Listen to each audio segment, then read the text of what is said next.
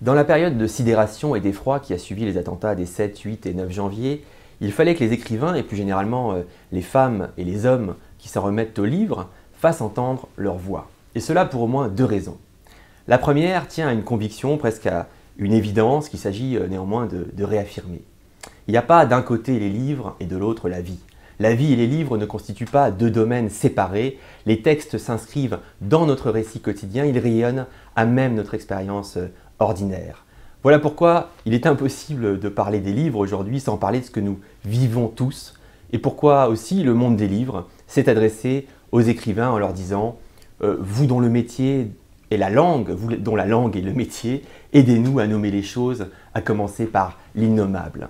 Une quinzaine d'auteurs ont accepté notre proposition, dont Le Clésio, Christine Angot, Russell Banks, Ismaël Kadaré, Sabri Loata, Camille Laurence, Lydie Salver, François Morel ou encore Olivier Rollin.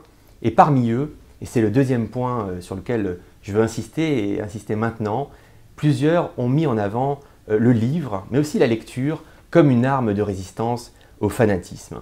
Ces gens qui tuent, ces gens qui massacrent, le font au nom d'un livre. Un livre sur lequel ils prétendent faire main basse. Mais en réalité, ils ne savent pas lire. Ce qu'on appelle lire, au sens où lire, ce n'est pas vitrifier le langage, c'est le remettre en mouvement. Lire, ce n'est pas idolâtrer un texte, c'est l'ouvrir à l'infinie pluralité du sens, justement. L'écrivain Kamel Daoud, lui-même sous la menace d'une violente fatwa depuis quelques semaines, nous a déclaré, je le cite, « Il y a des gens qui se réclament d'un seul livre. Moi, je me réclame de la liberté des autres livres qu'ils n'ont pas lus. » L'horreur, écrit de son côté Antoine Compagnon, c'est que les hommes qui ont commis les attentats aient pu traverser toute leur scolarité obligatoire sans apprendre à lire les mots. Et Amélie Nothomb, elle, reprend la même idée en évoquant l'auteur de l'attaque contre l'hypermarché Cachère de Vincennes. Sur la vidéo où celui-ci revendique son attentat, on aperçoit justement un livre juste derrière lui, un roman d'Amélie Nothomb, Hygiène de l'assassin.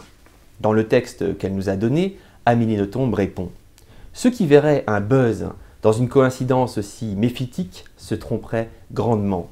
Koulibaly ne sait sûrement pas lire. » Koulibaly ne sait sûrement pas lire, cela ne signifie évidemment pas que lui et ses compagnons ne savent pas déchiffrer les mots. Certains dans la nébuleuse djihadiste sont d'ailleurs bardés de diplômes. Dire que lui et ses comparses ne savent pas lire, cela veut dire tout simplement qu'ils sont incapables d'envisager la lecture comme pratique d'interprétation, comme ouverture à l'autre, bref, comme geste de vie.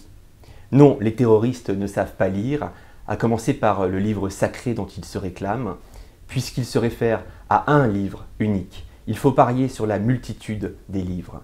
Puisqu'ils prétendent détenir la vérité absolue du texte, il faut miser sur la pluralité des lectures possibles. Telle pourrait être l'une des meilleures réponses aux assassins qui confondent le livre avec un manuel de terreur et la lecture avec une grimace sanglante.